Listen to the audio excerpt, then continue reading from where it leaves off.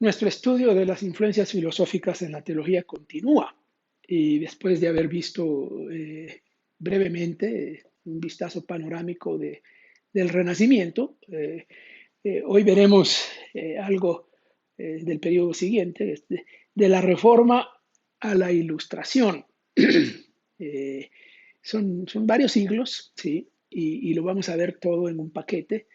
No nos vamos a detener solamente en la reforma, porque francamente, para ser sinceros, en la reforma propiamente y los reformadores en sí no tuvieron muy buena relación con la filosofía, pero veremos eso un poquito.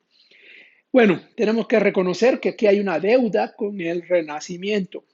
La reforma tiene deuda con el Renacimiento en varios sentidos. Eh, Uno de ellos, y probablemente el más importante, el más estratégico, es la cuestión del avance tecnológico y científico, la invención de la imprenta. Se dice que la imprenta ayudó a la difusión de las ideas de los reformadores eh, y viceversa, las ideas de los reformadores ayudó a el desarrollo de la imprenta. Había una relación simbiótica ahí. Entonces hay una deuda por ese lado, pero también hay deuda por el lado de las ideas. Y hablamos del humanismo, por ejemplo, el naturalismo, pero sobre todo el humanismo, ese retorno al estudio de los logros humanos. Y uno de los aspectos ahí tiene que ver con el tema de la literatura y el tema de los idiomas, redescubrir los idiomas antiguos, los idiomas bíblicos, el hebreo y el griego.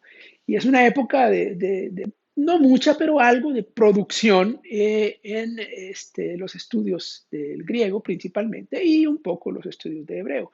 Eso le sirvió de mucho a los reformadores, especialmente a Lutero, que fue un traductor, tradujo él solo pues el Nuevo Testamento, usando uno de esos recursos que estaba a disposición ya en su tiempo de uno de los humanistas más famosos de la época, Erasmo de Rotterdam. Así que hay una deuda ahí muy fuerte.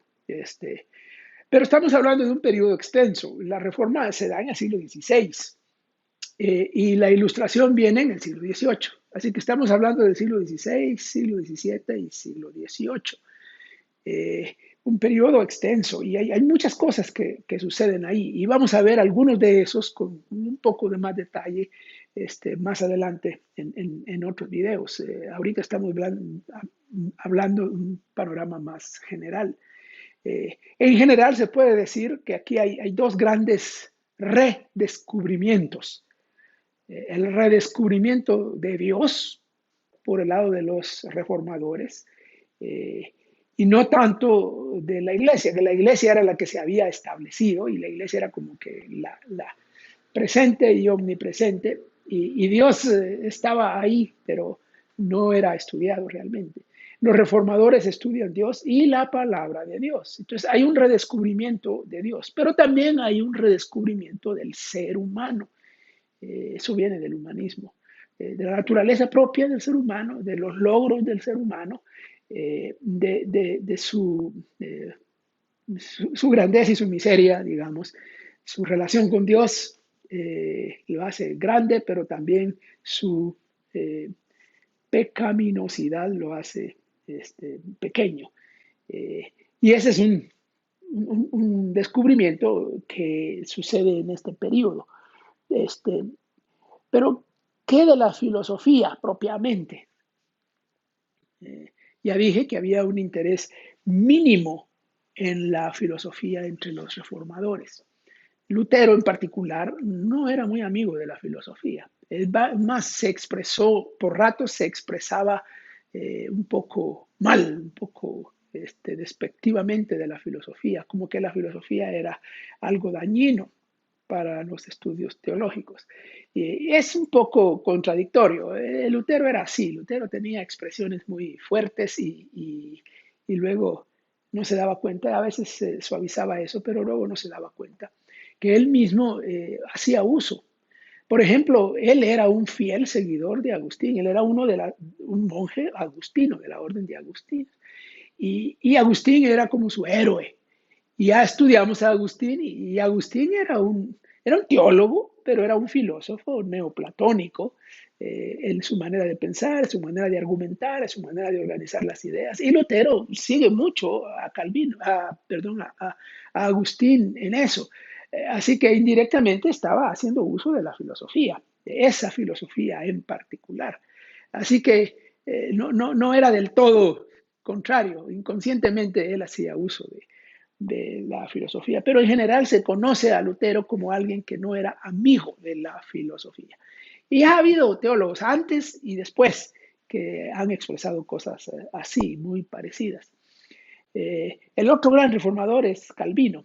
¿Cómo era la relación de Calvino con la filosofía? Bueno, igual, Calvino no decía cosas fuertes, pesadas, pero usó mucho la filosofía en sus escritos.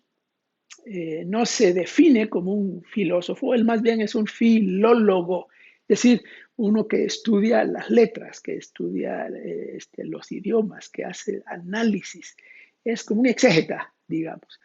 Y en ese trabajo sigue mucho las ideas de los humanistas de la época. De hecho, él fue formado por los humanistas y en ese sentido,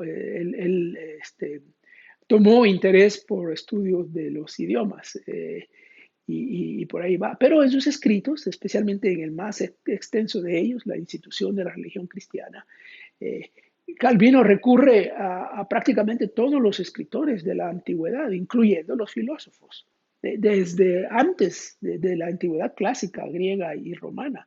Los utiliza en su argumentación de los temas que está tratando en su libro. Así que, sin identificarse propiamente con una escuela en particular, eh, él hace uso de la idea, de las ideas y de la filosofía que venía. Muchos ven en Calvino más orientado o más inclinado un poco a la cuestión, a la escuela aristotélica que a la escuela platónica. Pero bueno, esos son los reformadores y la filosofía. No vamos a ahondar mucho más en eso, hay mucho más que decir, pero lo vamos a dejar ahí por ahora.